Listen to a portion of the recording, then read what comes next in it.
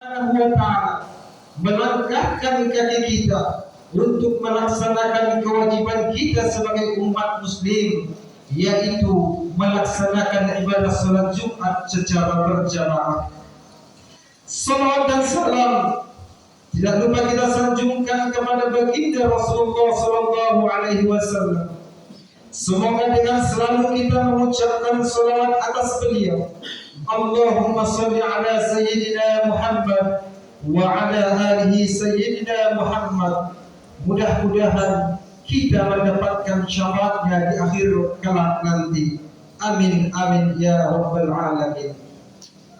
Melalui mimbar yang mulia ini, sebagai dari rukun khutbah, marilah sama-sama kita tingkatkan keimanan dan ketakwaan kita kepada Allah Subhanahu wa ta'ala. Takwa dalam arti menjalankan segala perintah-perintah Allah dan menjauhi segala larangan-larangannya. Karena kata Allah, inna akramakum indallahi atqakum. Sesungguhnya orang yang paling mulia di sisi Allah adalah orang yang paling bertakwa kepadanya. Ma'asyiral muslimin, jamaah salat Jumat yang dimuliakan oleh Allah Subhanahu wa ta'ala. Adapun tema khutbah kita yaitu takutlah kepada Allah Subhanahu wa ta'ala. Hari ini kita semua sama-sama tahu bahwa tidak ada ciptaan Allah Subhanahu wa ta'ala yang sia-sia. Allah ciptakan surga bagi orang-orang yang dikehendaki oleh Allah, dan Allah ciptakan neraka bagi orang-orang yang dimurkai oleh Allah Subhanahu wa ta'ala. Hari ini kita sama-sama tahu bahwa Allah menciptakan manusia, Allah menciptakan insan, Allah menciptakan kita. Tentulah bukan berupa sia-sia di hadapan Allah Subhanahu wa ta'ala. Allah hidupkan kita di atas buminya Allah. Tentu Allah memiliki tujuan tertentu. Maka hari ini kita mesti mempertanyakan apakah tujuan kita untuk hidup di dunia ini. Apakah tujuan hidup kita di dunia ini hanya sekedar lalu saja? Apakah tujuan hidup kita di dunia ini hanya untuk lewat saja? Kita lahir di dunia ini, hidup berpuluh tahun. Ada yang berusia 40, ada yang berusia 50, bahkan ada yang lebih dari itu.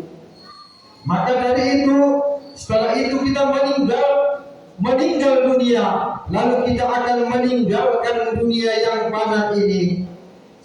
Tidak sampai situ saja, tentu tidak. Semua itu adalah merupakan fase demi fase perjalanan hidup kita, barulah sampai kehadiran Allah Subhanahu wa ta'ala. Jadi kita punya perspektif hidup yang disampaikan oleh Allah di dalam Al-Quran.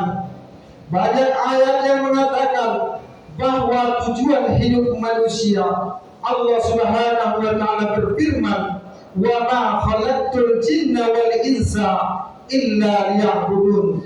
Tidaklah Allah ciptakan manusia, tidaklah Allah ciptakan jin kecuali hanya untuk beribadah kepada Allah Subhanahu wa ta'ala. Bahkan tujuan dari hidup kita adalah la'allakum tattaqun.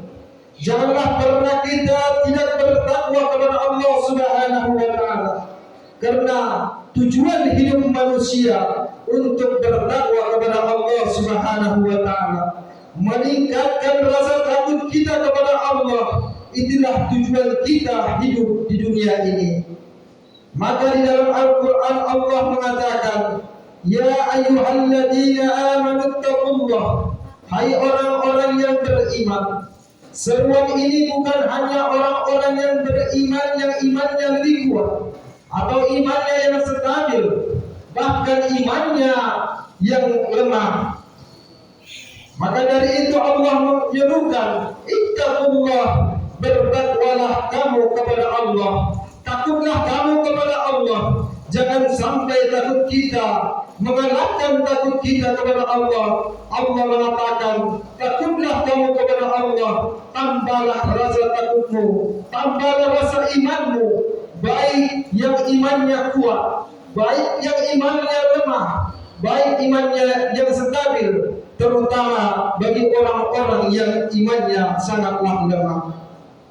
Karena bertakwa kepada Allah merupakan tujuan kita untuk hidup menurut Al-Quran agar kita selamat daripada azab dan siksanya Allah Subhanahu wa Ta'ala.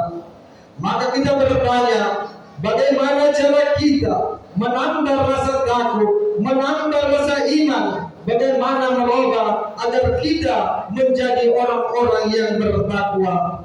Allah Subhanahu wa Ta'ala berfirman, wal tanzur nafsun ma qaddamat